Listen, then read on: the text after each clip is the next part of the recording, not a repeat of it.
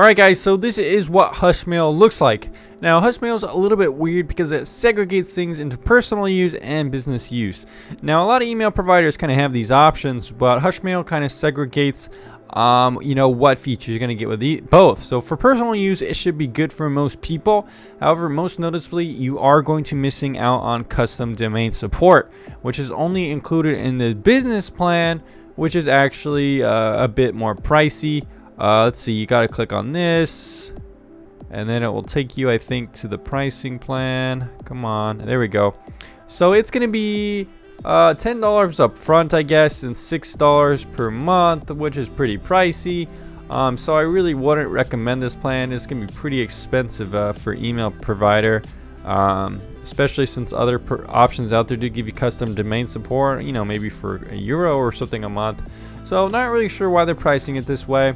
The personal plan is $50 a year, which is also a little bit pricey.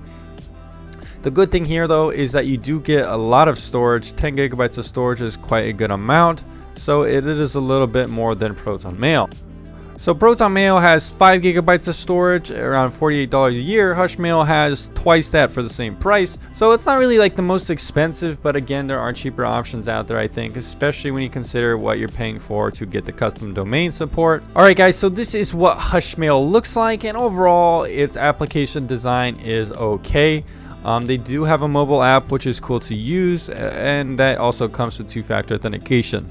The basic design reminds me a little bit of Hotmail or Gmail or something like that. It's pretty plain. Now, Hushmail is missing out on a little bit of features we're going to be talking about in a little bit, like calendars and notes and stuff like that. However, they do have contact import. If you look into the settings here, you can see a decent amount of stuff to change. We do have ability to kind of customize some of the appearance. And we do have capability to go beyond plain text, so you can bold and stuff like that. We do have auto response and signature customization. Here's auto response. We do have email alias support, unlimited alias, which is pretty cool. We do have some spam support as well. Some basic security, two-step, two-factor authentication. Not as advanced as something like Postio.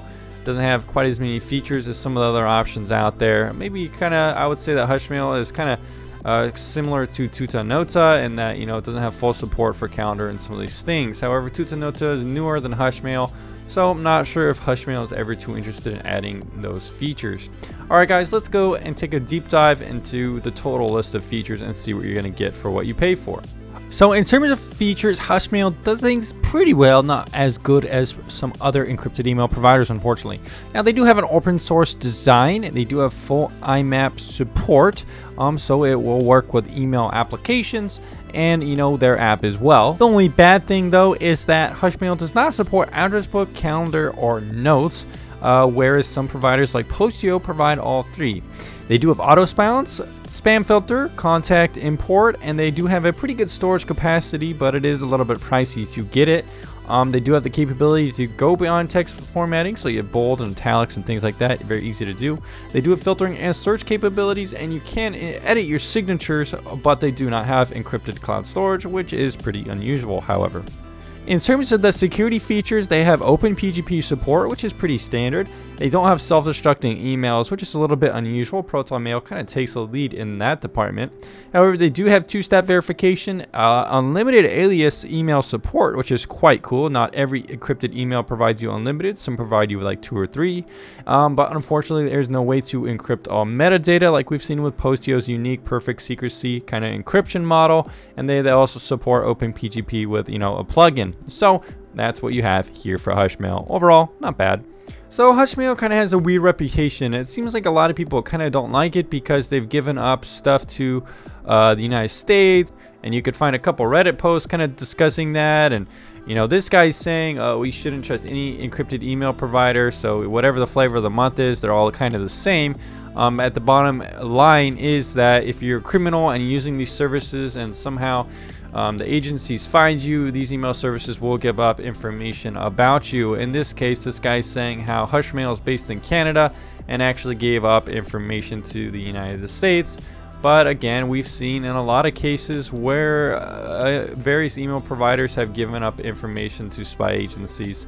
So in my opinion, as it's always been, even with VPN, it doesn't matter so much where your company is based, whether VPN or encrypted email, because after all, we've seen companies like PureVPN, which are supposedly based in Hong Kong, give up information to the United States. So it's entirely possible that other companies do that as well. So again, it doesn't really matter too much where your company is based, whether encrypted email or VPN.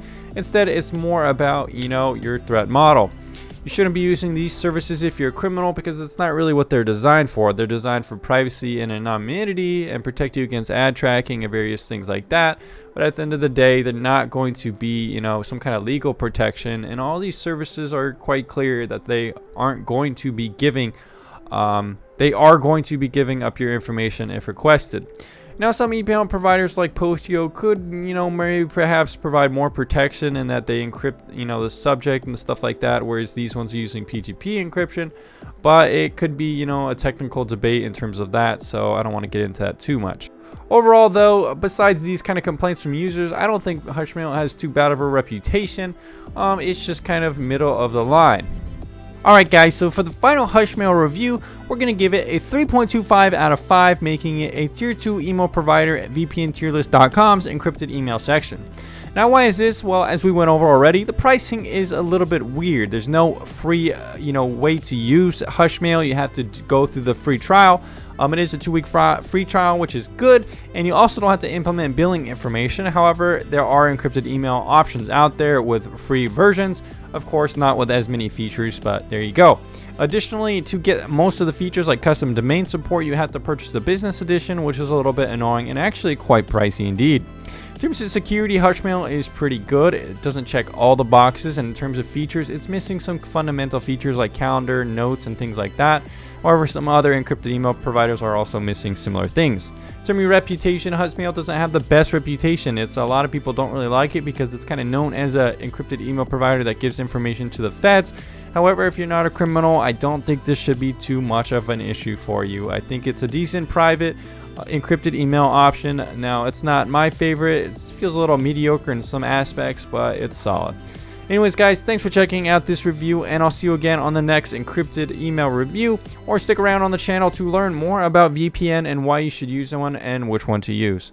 Thanks for checking out the channel, guys, and I'll see you again very soon.